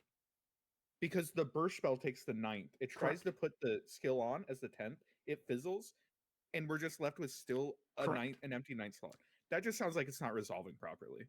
Like that sounds like a bug. The usual way Because that happens with the Mana Soul Student because it puts exactly 8 on the stack. If you put Jin on, like you obviously can't do anything. But like that sounds like a bug. That sounds like it's just not resolving properly. Yeah. That's really fucking weird. I haven't seen that as well. It's weird, especially because there is a 10th slot for burst, right? That's so. But it's denied. Yeah, but it can't go like slows burst slow. It has to go slows slow burst. It's also really weird. So there is like a 10th slot where like burst speed cards can resolve. It's weird that if we're making arbitrary rules, why isn't there an 11th slot? Like, should Karma really be fucked by this that hard that she can't copy a burst speed spell on? We're already making up rules. We're already making up a 10th slot. Fuck it, make up an 11th slot. Like, I agree, fuck Karma. I hate Karma, but like, it's just weird. It feels like we're just making shit up at this point. I'm fine with the stack limit existing and coming into relevance when like people are playing a lot of spells. I just find it really bizarre that like Rex is like, hey, you know that rule that literally no one knows unless you've been deep in this game for a while? It's suddenly relevant. Have fun. So, I think outside of specifically with Jin, I think that Rex on its own is probably fine. I think that like because like with Rex, you leave 2 slots open. There's still some play. There's some back and forth. The opponent has the option to like fill up the stack. I think it's like, I think it feels cool. I think it makes relatively interesting things. The Jin interaction is a little silly, but also the Jin interaction doesn't fucking work. By the way, I swear to God, I get scammed a Jin proc every fucking time. Like it like doesn't count up on the Jin card. So like my next one is like 1 behind. I don't know. I don't know. That shit just doesn't work great. But I liked it like that. I like the existence. That's like was like gutting Condense because I think Condense creates some maybe interesting gameplay sometimes. I think the decks are kind of cool. I like this one. I didn't mind even the Shelly deck honestly. And like of course the card is busted, but yeah, I feel like creates interesting gameplay. I feel like the Condense decks are cool, but like I definitely think we're just gonna eventually run into like a serious problem with Condense. Like even right now, like I'm unconvinced that Sump Monument is very good. The Puffcap deck is definitely better than any other Puffcap deck has ever been. But like, I'm not really convinced the deck is good, but like, Condense Karina is really silly. But like, Condense any high power follower is really silly. Or like, I'm pretty sure you could play like Condense Ruined Rex and it would be pretty silly. Yeah, Puffcap without Condense is unplayable. Definitely. Like it's like, but supplements are so very silly in my opinion. Like, it's been like last 2 days I was a lot about some monument. I think man, the card's just 3 mana heal 50 like very often, and like it's not fun to play against it. I'm gonna be honest with you. Like I'm unconvinced that it's actually like good. It's definitely playable, but I'm unconvinced that it's good. But like, this card is The doing deck, yeah. exactly what everyone was worried about. Of like, Sump Monument is just stupid. Ugh. Yeah, the Timo is Su's deck, but my issue also with Sub Moment, we're gonna have worse deck eventually, and the Yeah. deck we're gonna be even better than. Like I didn't like the buff caps are definitely toxic. It's not fun to play against. The Sub Moment is kind of busted in very often because also the buff cap RNG. Like I sometimes just like I don't know if you've seen my one of the games that Yeah. I made it like 7 times I did nothing. Then I played Sun Monument and I exactly survived at 1 HP and kill my opponent. Like, yeah, it creates definitely weird spots, different toxic spots that like not enjoyable for a special opponent. And I'm also scared of like future with Sun Monument because I kind of saw that card right, and like you knew that, and I also knew that when I saw the card. That it's Yeah, eventually gonna be busted. It's just Yeah. gonna do something stupid at some point. Like, I'm just to be clear, like I'm unconvinced that it like will ever be busted, but like there will be a dumb Sump Monument deck that just like checks you at registration of like, hey, did you register landmark removal? If not, get the fuck out of my game. And like, It's not even just landmark removal. You need fast speed landmark removal. Yeah. Like it's fucked up. I think that the big thing with this deck is that like Teemo is bad. And like the Teemo Shroom deck is bad. But if at any point we have a good PNZ combo deck, this Yeah, card is absurd. yeah, it Like specifically has to be a PNZ combo deck that doesn't need to draw cards when comboing, because that's like the main like limiting factor that we've seen. I've been running as a one of in like the BB deck, and I think it's fine, right? You can't just like jam this shit and put in 300 puff caps like you can in the Teemo deck. Yeah, But it does fine with the limitation. Like I think that the deck is just, or the card's just absolutely ridiculous. The amount of times that like I play it down, in response to like a champion strength or something, and it's like, I guess I'm taking 400 damage this turn, and then I click and it's like, oh, I'm only gonna draw 4 mushrooms, and it's like, what the fuck just Yeah. happened? I think it's an insane card, and the only reason that's not broken right now is because the Teemo deck is just bad. Yeah, The like Teemo deck, without the card, the team is 40% deck. Let's be honest, like, Yeah. even less maybe. But when you have the card, I think it's decent 55, maybe more. I think it's considering for open honestly. I'm gonna be honest with here, but yeah. I mean, not my sure. take on it is just mostly that like, how was this worth the risk? Like, maybe you're like a genius at Riot and you like correctly deduced that Sump Monument is precisely a 3 mana card and it will never do anything concerning. But like, except for 4 mushrooms, right? what if you're wrong? If you're wrong, this card is miserable. So like, I think maybe we shouldn't risk it. I don't know. I think the other issue is it's taking a very toxic thing, which would be like being invulnerable, and combining it with toxic puff cap RNG. And puff cap RNG, usually it's whatever because the puff cap players opting into playing it, they're opting into fucking themselves with RNG. But now you're fucking your opponent with a puff cap RNG. The amount of times that it's like, on average, I draw 15 mushrooms here, and the card comes up and I draw 4, and it's like, get fucked, bro. But I'm gonna be honest with you. I'm so happy that actually we have now Condense card as a card, because funny thing you can do against the Teemo deck is they play Yes. Corina, you play Condense. They never did it to me. Condense and then Corina and just pop it, and because they have like 200 mushrooms, you're just gonna kill them. Yeah, I've definitely had that experience where like frequently when playing condensed decks, people would play Sump Monument. For a while I thought like the deck was just unplayable garbage because I was on a bunch of condensed decks and I would just sit there and be like, you play Sump Monument and like I don't understand how you have the psychological motivation to do that because I am just playing your deck but better now. I'm playing puff caps, except I plant 200 and you plant 50. So like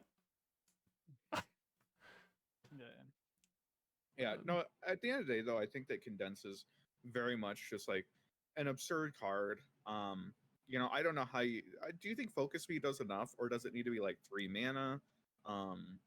The copy might be maybe more expensive. I don't know. Maybe swap the cost. I've saw that. it's just 1 mana the spell, but 2 mana the copy, or maybe can be that, So you cannot like turn 9 double X or something. So I think something that's really important is if you lower the base level, right? Because like the base level is like a 3 mana unit that probably gives you a little bit of value, right? You have to play it on like a Concologist or something or whatever. If you make it like a 4 mana unit, it's like, okay, well that's pretty shitty. That's like this card is now pretty bad if you're not playing it for your combo. But yeah, I mean, there was definitely this experience that I had in Eternal with Condense, where like every Vandal City deck was fine playing a bunch of Condenses, because like if you just condensed aloofs, like that's fine. Yeah, Broadman. Is it like the best? I mean, Broadman was like usually a good target, but like in terms of this just like mopey fine target that you're using because you drew too many Condenses, like Condense aloof was like perfectly fine. And like that probably should get called. Good. It drew you a card, bro. It drew you a card and it fucked. Aloof is a card. There's a lot of cards I'll defend, man. Aloof is a card that I'm like, nah, fuck that shit. It can stay banned forever. I don't want to see that card anymore. That card's so obnoxious. Yes. I don't miss it. Yeah, I remember when like you were playing the Aloof, like some Legion, for example. You just played the Aloof and like, okay, bye. I just like cannot believe that card got printed as a 3/4. It was like good for tempo play, right? Like great for tempo, right? Like why not? It's I mean, you do have to be playing it for like value, because like you're not just gonna play like a 4 mana 3/4, but like you don't even need to be like trying to hate out Lee Sin. You were just like, yeah, get the Scion out of here. I don't want to deal with him right now. Like you can draw him later. Important thing is it was released the same time as Scion. You know what else came out at the same time as Scion? Twin Blade Revenant. Yeah. So you were literally drawing them a card and giving them their challenger guy. I think that's the there's no way that it got past testing except for that. They were like, oh, you're drawing your opponent cards. It's broken. Dude, that meta was I was curious how well that meta did in the survey. It's doing reasonably well, but like Beyond the Bandlewood. That meta was so much fun, and holy shit was stuff messed up. I've been going to bat for that meta for like a year and a half. It's a meta I enjoyed a lot. I really liked Poppy. There was a lot of stupid shit, and I like Poppy. I like Nami. Nami's a little. There was Nami with 2 mana Sparkle Fly. Man, I love that meta. It's not biased because I won like season in that meta as well. Like I got to worse, but yeah, I like that meta a lot. Like it was like Pink City was also very cool. Nami Zoe. Sivir Auction, that was like the meta that just like catapulted Sivir Auction to permanence, because like Sivir Auction got fucking nuked right before Worlds, right? Yeah, so Sivir Auction got nerfed going into that meta, and it was still did good. That. Yeah. So I remember the prep. Yeah, exactly. We were like, oh my god, Sivir Auction is now nerfed. So what I'm gonna do? And we like prep it like for 5 games. And we're like, man, this deck is still broken. Yeah. Like just cut the Runeterra, like Yeah, Sivir Auction, from like looking through a bunch of stats, Sivir Auction was the only deck that had an argument for being like as dumb as TF is. And like we only had 6 days with Sivir Auction at full power before Scion got released, and like Scion just dumpstered that deck, so it like immediately went back down to earth. But those 2 decks were just like comically better than everything else in their metagame. So Sivir Auction, it's so funny looking back on that deck, because like literally like half the cards have been nerfed. Yeah. Like it was such a good deck. It was such a broken deck. Yeah. We were on Ionia, right? First, we were first on Ionia. Yeah. Ionia lasted for a little while. So admittedly, Demacia probably didn't have a shot until Auction released. And most of the Ionia stuff was going on prior to Auction existing. It was that then. So like I don't know how much of time was wasted on Ionia post Auction existing. But like a lot. Yeah, we like figured out, like I think it was before it was the final Aikado in final that season, I think. And it was like we figured out the master like 4 days before the season, I think. Yeah, it was definitely a short period of time, but there was also not a whole lot of time from Auction Diego release to seasonals. Part of the issue is that we were kind of hampered by people like BBG making the absolute worst version of Sivir Auction Demacia you've seen in your life. So it's like, oh, we should run Honored Lord. Okay. Yeah. Yeah. No, I mean I played that seasonals. I didn't play Silver Auction. I was playing Shen Jarvan, bro. But yeah, no, it was so broken. I remember watching because like Lobster had taken a break.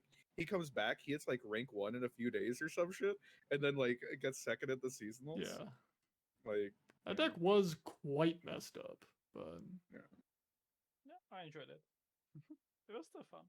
It was broken, Yeah. but again, we could have just banned it. That was my tactic in that season. Huh? Just ban it, and all you need. Yeah. Mm-hmm. It's so funny because when I remember back, like I know that deck existed, I know that deck was broken, but like, you know, I'm thinking back to like that top cut and like very few people were on it, at least in the Americas. You know, we were all on like Lee Sin, we were on Viego, we were on, you know, shit like that. it took a. It was more EU, I think. I think it was more EU deck. It But definitely I was think an in EU his deck it deck. was also EU deck. I think more. Um, If I'm like remembering, I think it was more EU deck always, kinda. In the past as well. Like that's something that also like is so interesting to see that, like for example, Condense Sump, right? How popular it was, for example, last open in like last 2 opens in EU, and it was not in NA or APEC. I guess like of course the influence was by Katasus and Simon, right, making it like more popular in EU. But it's always so interesting to see these like region differences. I'm not gonna lie, I literally think my mind was poisoned because I played it in Aegis. And Aegis was standard, and then I look at the Eternal version, I'm like, I'm playing the same deck. Why am I playing the same standard deck in Eternal? So I just like didn't want to play it. But Yeah. then you also didn't play it in final though. I don't know, I kinda. I mean, I think we had really good matchups in finals. I think that we like prepped really well. I think that we just like actively misplayed over and over and over. I think that we 100% out prepped you guys, but it is what it is. Because we did like zero. Yeah, we didn't prep. I'm gonna be honest with it. We didn't prep for finals, but it was the most free ages, right? Yeah, I mean, we actively threw. It happens. I didn't have to play, you know. Wait, we're all at Aegis. Triseth, you're in Aegis again. How is it? am. Are you excited to be a part of Aegis? So I was like really hyped to play some Aegis, which is why I was like just like scrambled to make a team, which turned out fine. I'm pretty happy with my teammates. Unfortunately, I joined and we have like one of my least favorite metas of all time, and I'm like, great time. Like, I am hopeful for the future, but not going Fizz so is great in the so best far. deck of the format, and it's a bad meta for you, bro. Come Yeah. on. Come on. Yeah, you're weird. I don't know. It changed, but it's interesting to see like 3 different teams, right? Of course, 3 different groups. I guess arguably the Aikado one is the hardest one, but you kind of nail it. That one's like yeah. messed up, right? We didn't lose a single set though, man. I don't know. It's a little free. I actually didn't lose a single game. We didn't lose a single set. It was I didn't play, so we went 2-1. So I don't know. Like I didn't play, so my team's kind of noob actually. I'm the god of group stage, and of course Simon is carrying the playoffs. So it's just the other way. Yeah. And you went fine.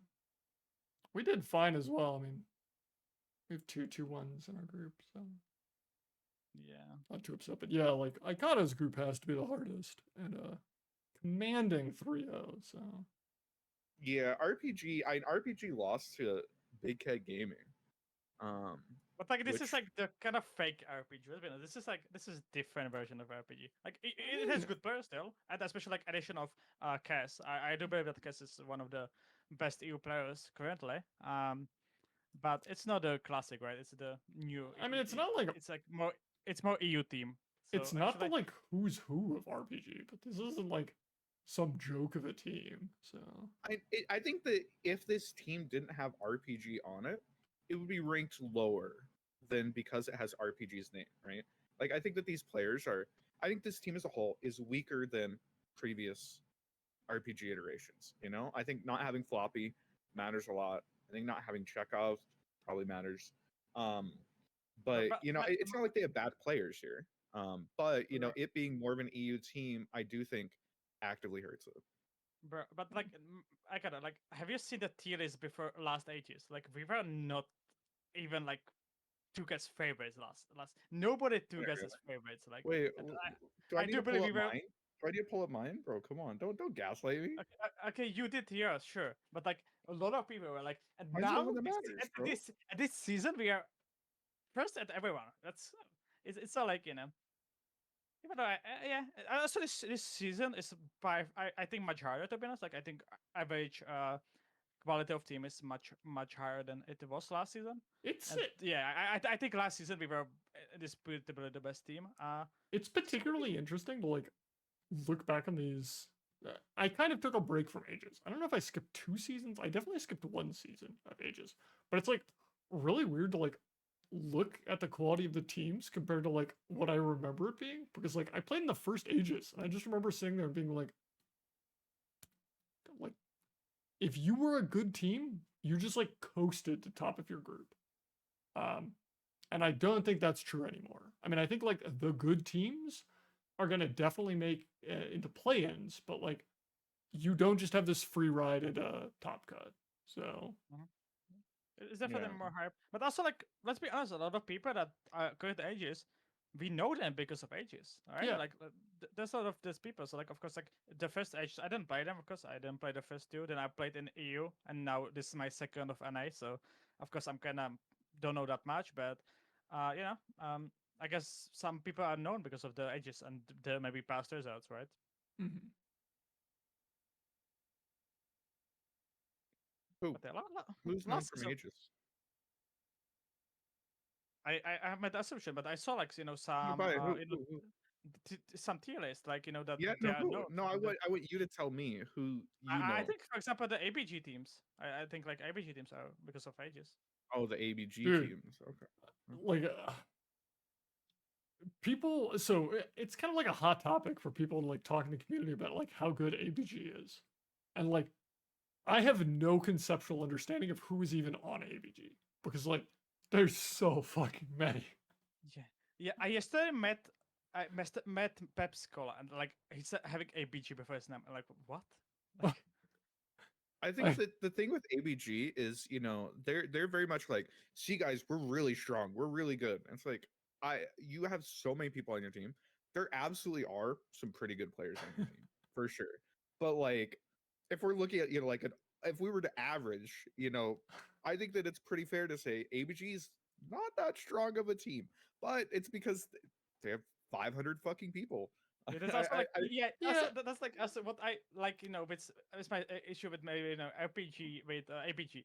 You have so many, of course, like RPGs, of course, good, you know, flop has, you know, of course, like it's indisputable, but they have so many players now as well, right? Like, so it makes sense that they're gonna do well, right?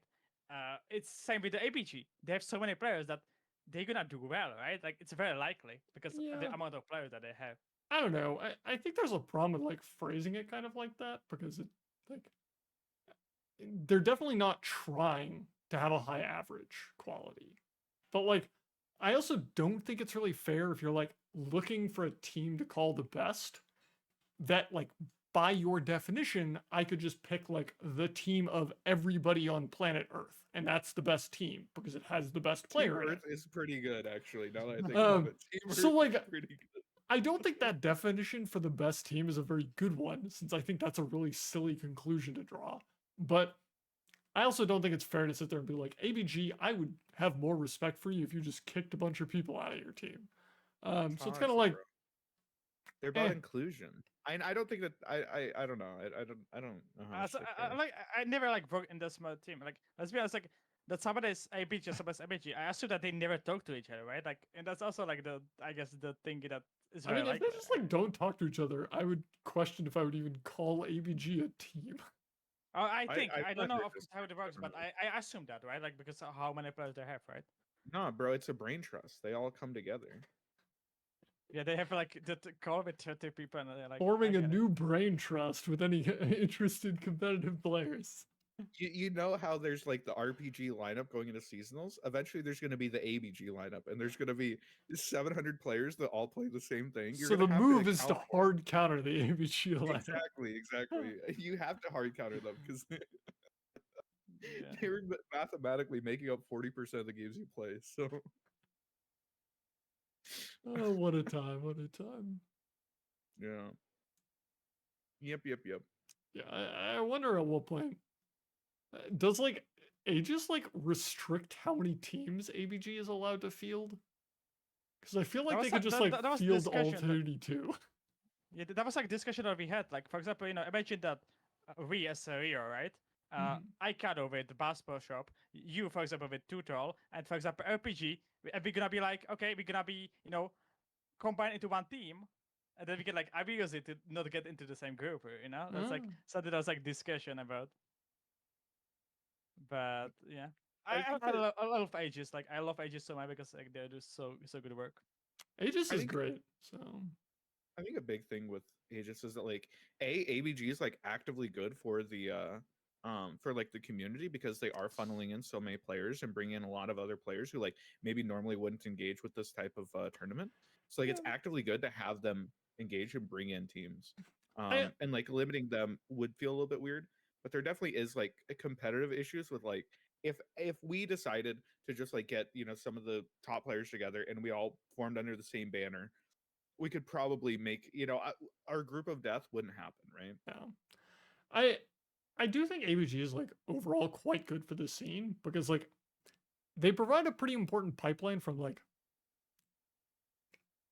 competitive leaning but not competitive players to become actual competitive players. Because like I imagine there's like a large group of people that are like loosely engaged with LOR. They play ladder, or they maybe make it to diamond, they maybe watch some streams, but they're not really interested in playing tournaments. And if there's an actual competitive team that's like targeting this type of group of people to like convert them to like actual competitive players, these people might turn out to be very good. We just like haven't really explored. So like you got to convert them. But yeah, also Vic is kind of carry. Vic is also cool. But as I said, like Aegis like so good. Like man, they do everything. Like let's be honest, without Aegis, I don't know how much Aegis and like I guess Ice we can go with. How much would like competitive around look without Aegis? I'm kind of scared of that. Like if that ever happens, like we're gonna lose Aegis or something. We don't have official broadcast anymore. We have y'all better be Aegis. nice to Red then. Don't get on Red's bad side. If Red fucking leaves, bro, we're screwed. Yeah, as well like Sir House, right, and more people, of course.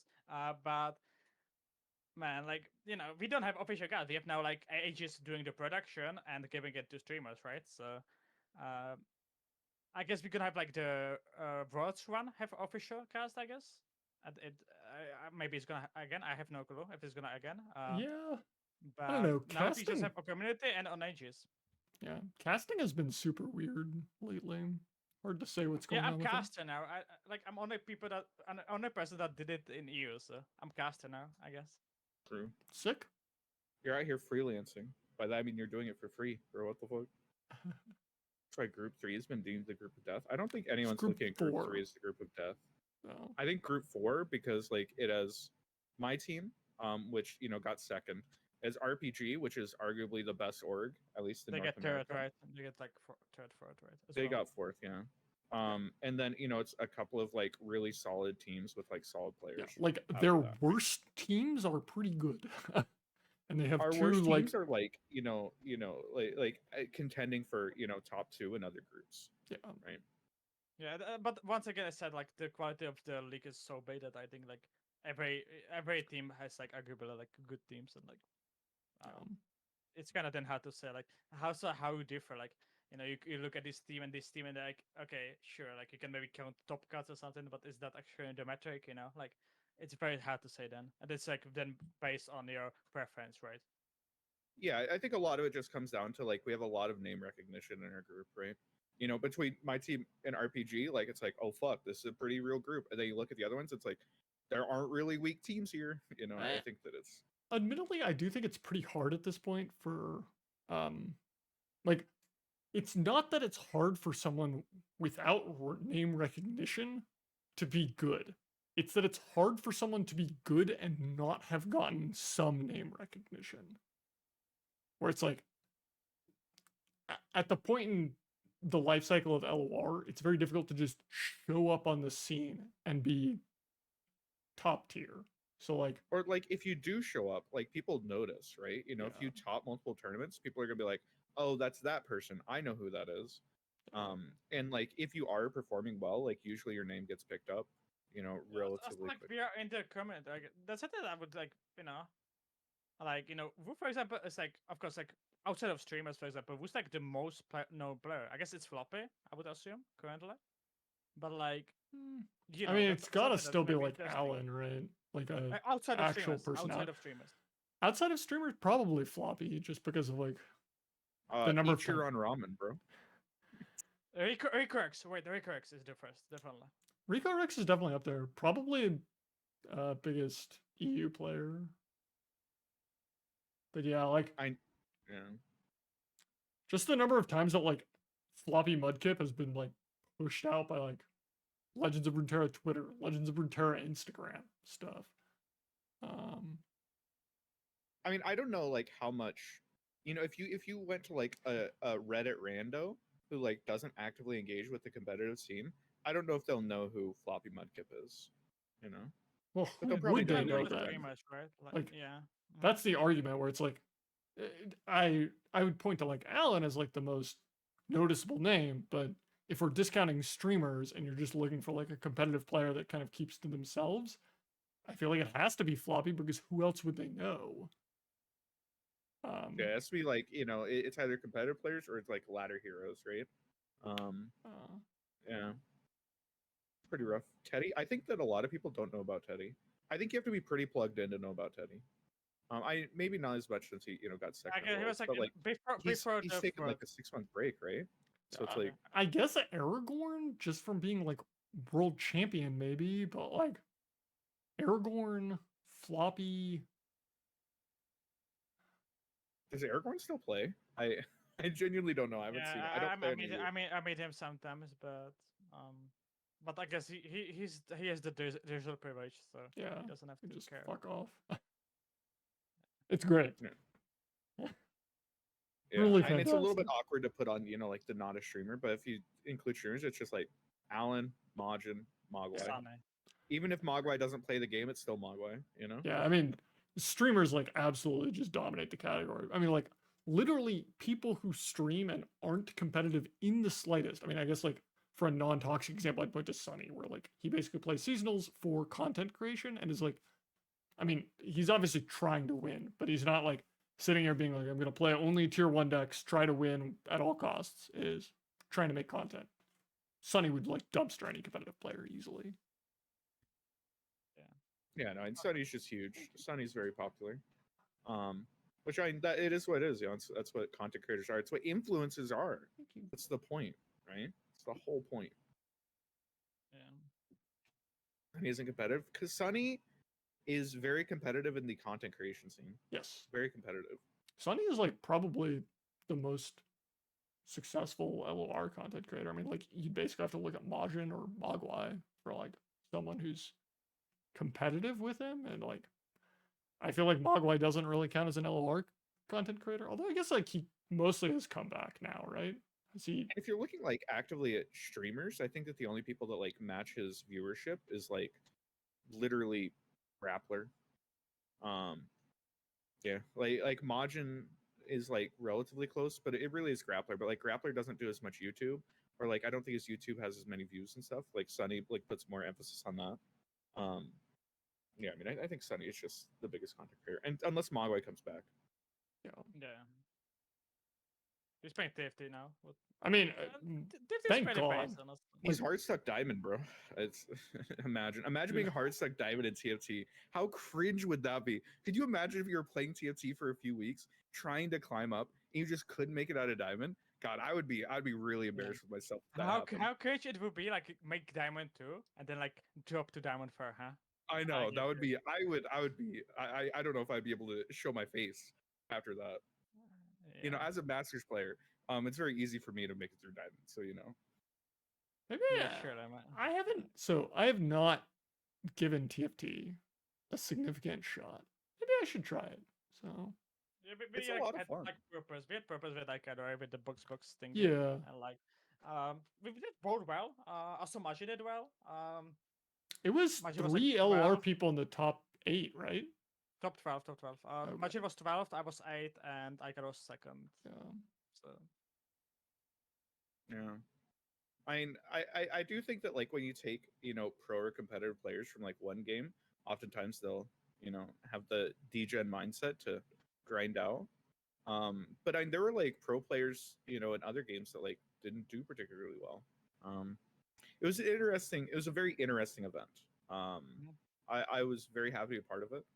But yeah, TFT's a fun game. I do think Yeah. TFT has like more similarities to card games than like a lot of other games. Like if you take like a card game pro Yeah, and you take them to like League of Legends, I don't think they're going to be like any better than an average gamer. But yeah, it's just about like possibilities and everything.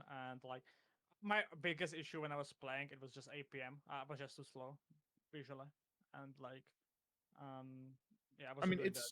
it's a board game, right? Yeah. Like it's a board game, and board games oftentimes share a lot of like similarities with card games.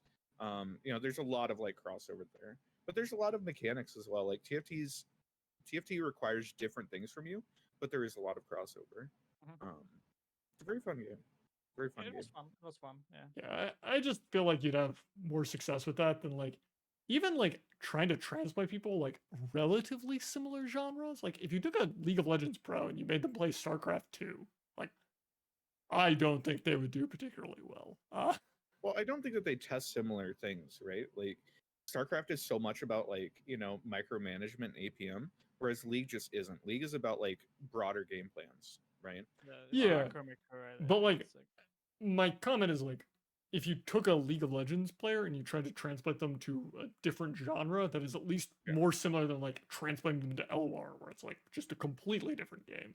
I think one issue with League is that like games aren't like MOBAs. Like there just isn't shit like MOBAs. Yeah. MOBA's just like very weird. Yeah. But yeah, I mean StarCraft or like something like that, some sort of like a tactical things.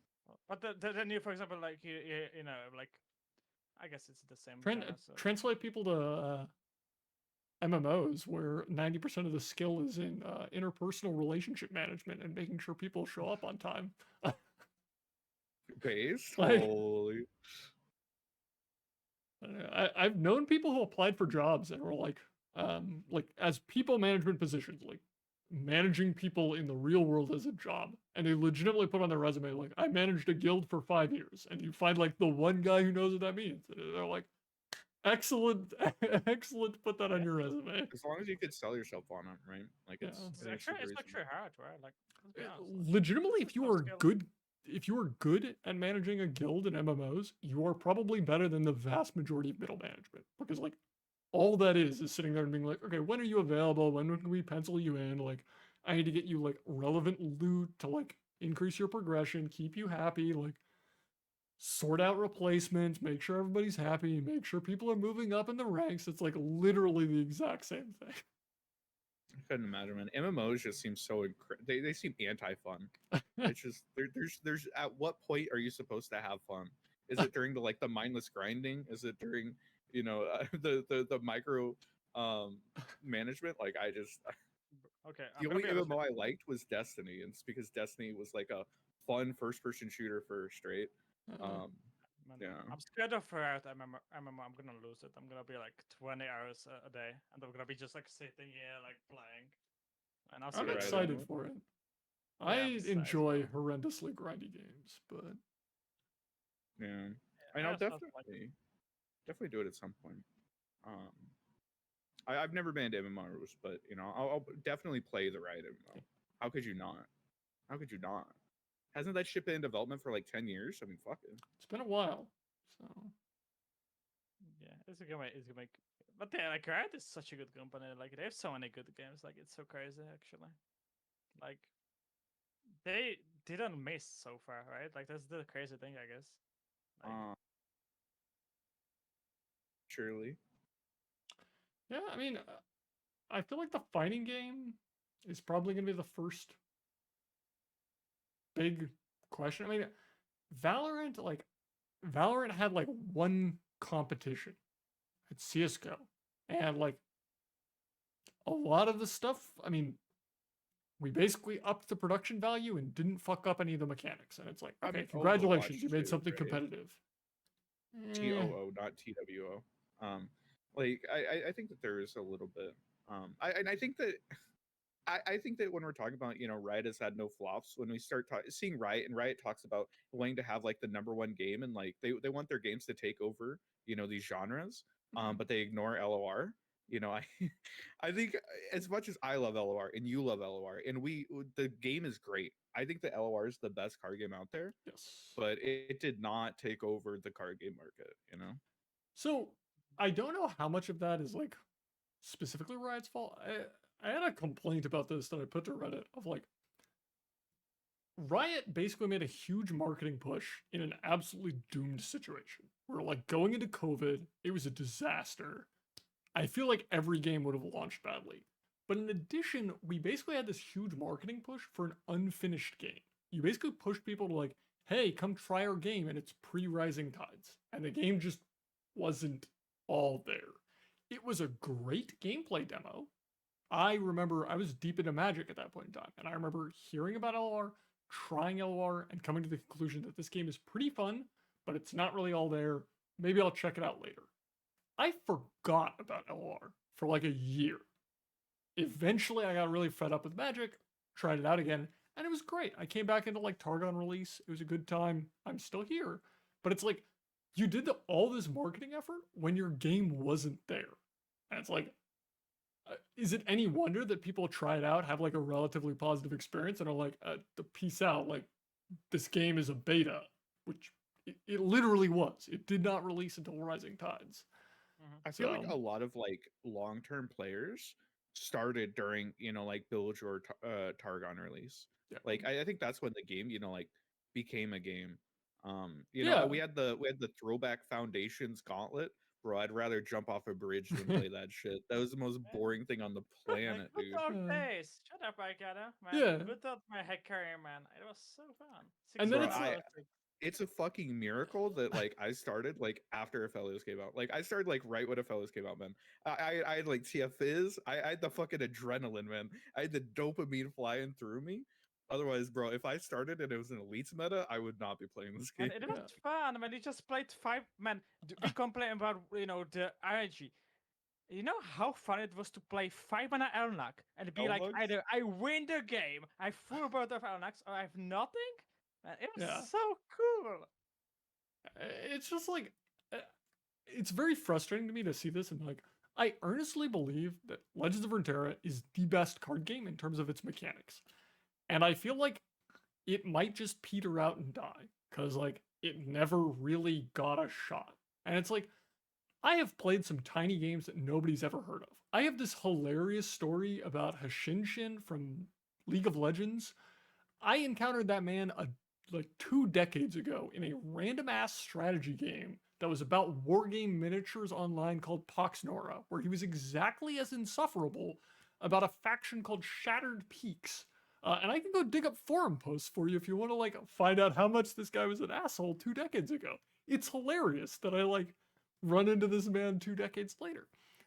That game like petered out and died, but I also didn't have this opinion that like this game was like incredible.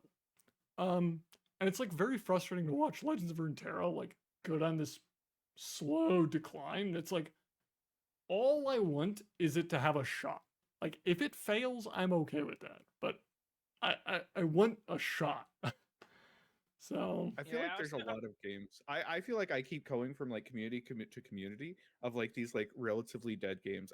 My first competitive game that I was playing was fucking Quake, right? Which was like, an amazing FPS that had no community, or like had a very small community and like no actual market share. Bro, I'm playing Omega Strikers. I'm loving this game. This game is a very low player base. It is just like not that big. I don't know. It's depressing. But I definitely agree. Like I think like it was pushed. It was kind of pushed like a lot. I think on the beta, and like let's be honest, January 2020, February 2020, it wasn't the funniest to play the game. I still enjoyed it. I had so much fun of it, but it wasn't the best game. And it's kind of pity that like it didn't get like the second shot. It didn't get the second marketing shot. So Targon is out. Aphelios was out. Come play this game. Like that didn't happen. I have hope that they're basically waiting until it releases in China to do an actual big marketing push. But I don't know, it's depressing right now to just like watch this game, like from my perspective, like just slow decline. It's like, I really do feel if you got people to try the game, they would enjoy it. I do think it is the best card game by a considerable margin. And It's so painful seeing like the posts on Twitter or Reddit or anywhere where people are like, bro, actually, Marvel Snap is like kind of the best free to play, bro. They're so fucking generous. And it's like, okay, so you're telling me you've just never played a Legendary Terra. That's fine. yeah. But what the fuck, dude? What the fuck? I mean, I think we it's could be stealing these players. it's not close in economy. There's a bunch of stuff like spell mana, I think is like one of the best mechanics I've ever seen in a card game. It like I don't know, there's like this common description of Hearthstone as curve stone, where you just like play 1-drop, 2-drop, 3-drop, and you probably win the game. And it's like spell mana just completely fixes that. All of a sudden, it's okay to just go bank as long as you can catch up with your spell mana. Like you have to catch up, but like I can just smooth over this pain of like not having a 1-drop by letting you bank the mana. The fact that actions are a relevant resource, like the fact that like there was this strong play at points in time of like Arachnid Sentry, Tribe, and like your opponent has the mana to catch up. They have the cards to catch up. They don't have the actions to catch up, and they just take a bunch of damage. That is incredible. There's just like infinite stuff like that. Like Legend of Runeterra just does it better, and it's like Also, from like a presentation standpoint, this game looks and feels and sounds really Yeah. good. I watch people play like Yu-Gi-Oh. Yu-Gi-Oh online is fucking the worst thing to look at on the planet. There's a pop-up every 5 seconds. Do you want to play your card? Do you want to play your card? Do you want to play your card? It's like, no, I don't want to play my fucking card. It's So- like even Magic Arena as well. Like it looks definitely better like Magic Okay. Online or something. Arena Still was doesn't better. Look that good as I want to LOR, like, I want to show you people how I learned to play Magic online.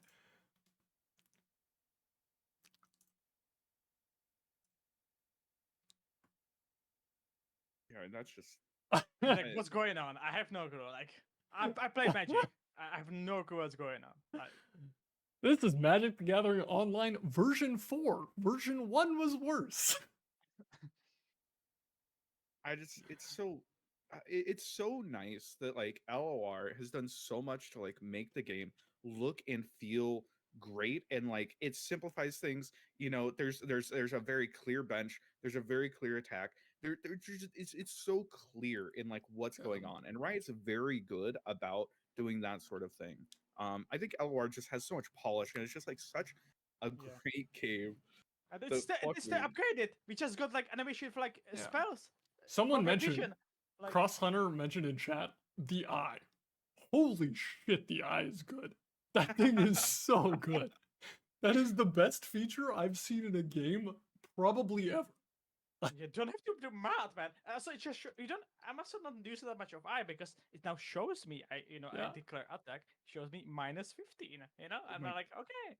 The eye is incredible. Just the I don't know, like the available brain space you have by not having to actively do math constantly is just. There's so many good decisions in LOR. There's so many good decisions that like That's showing how the it game as upgraded. foundations was the worst decision. Yeah, have you seen the 20? Have you seen anybody 2020 gameplay? The games look so bad, but now it looks so good. Like, Yeah. It's It's just so sad. disappointing because it's like, I'm sure some like higher up executive is basically sitting there and like, you can't do another big marketing push. We did a bunch, we didn't see a return for it. It's like, yeah, you did a big marketing push when your game like was in beta. Like, I bet most of these people who tried it, like, I don't know, I remember seeing like Toast and like a bunch of like Hearthstone streamers at the time, which Toast was at the time, but like Toast, Raynad, and a bunch of people like probably had a good experience with the game and just came away and were like, it's in beta, like maybe I'll check it out later. It's like, of course that I you think would. Like, it was in beta. Is right now TFT sort of having a resurgence with this most recent set. A lot of like big players are coming back to it. I think part of it's that the set's really good. I think that part of it's that genuinely the box event I think was like really big for this game and getting like community engagement and getting a lot of people invested. Especially since like box is like plugged into like this friend group, and then you get the friend group playing it, and then suddenly a bunch of streamers are playing it. But like with TFT sort of coming through its resurgence, maybe Riot sees this and it's like, okay, so we put a lot of time and effort into this thing and we market it hard. Maybe we could do this with LOR. there's the cope that they take, the strategy here and try to push it, but I don't know. Where's Yeah. Aikado bootcamp? Bro, I just have if hope. Riot gives me $25,000 to do it, I'll fucking do it, bro. But fuck Yeah. me. I just have hope that it happens when it releases in China, because I do think there's an argument for like a real focus marketing push when you have a big new market. But I don't know. If we just like peter out and die, and I feel like Runeterra never really got a shot, I'm gonna be pretty upset. So Isn't Yeah. like Valorant going into China soon, or it is in China? yeah, The China rules are so fucking weird. I don't get it. yeah. So China, like the government of China has to approve a game, and it takes like very long time to make it through the list, and they only make approvals like once a year or something. The rules are a little complicated. I don't entirely understand them, but basically, Runeterra has been waiting to be released. But like, clearly they're trying, because we keep making censored art for China. Like, if you go look on the For wikis other or whatever, regions too, right? Doesn't That's like not Asia. Vietnam and so there are specific censors that are only done for China. The main one is skeletons, apparently. So China will not let you show skeletons, and that is different than other regions. So like, there's a bunch of like run-of-the-mill censored of like you're not allowed to show any homosexual activity in a lot of Southeast Nothing worse. Asia. None of that. So like those things being censored could be made for not China, but there's like a bunch of specific to China rules that the art is still censoring, which implies that they're still trying to release in China. So So hope Yeah. him. Like, I we have to hope. Valorant, I think like literally just got released in China, but like Valorant came out like after LOR, didn't it? Like a Yeah. year and a half after. A No, year it maybe? was. Oh, it's less than that. Actually, weren't No, they it was very 4 similar? months. No, it was. I think they like the BaJAtak and everything was like at the same time when like the tides was released. I think. Interesting. Because I It was, remember I played quite a bit of Valorant. it was like May of 2020. I remember that because it was like start of COVID, and it was like and I remember that I watched 100 hours of streams just to get the key. So Yes. all right. Yeah. We are well over time. Technically, it's it's gonna be a double. long video. Yeah, It's gonna take too long. Baya has to go through and timestamp everything, so it's his problem, not I didn't ours. mean to so. ruin your guys' schedule. I'm I'll fine with shut it, up but next time. It's fine. It's a good Thank you for time. coming in. We get to punish Baya, and he has to make timestamps. So Base.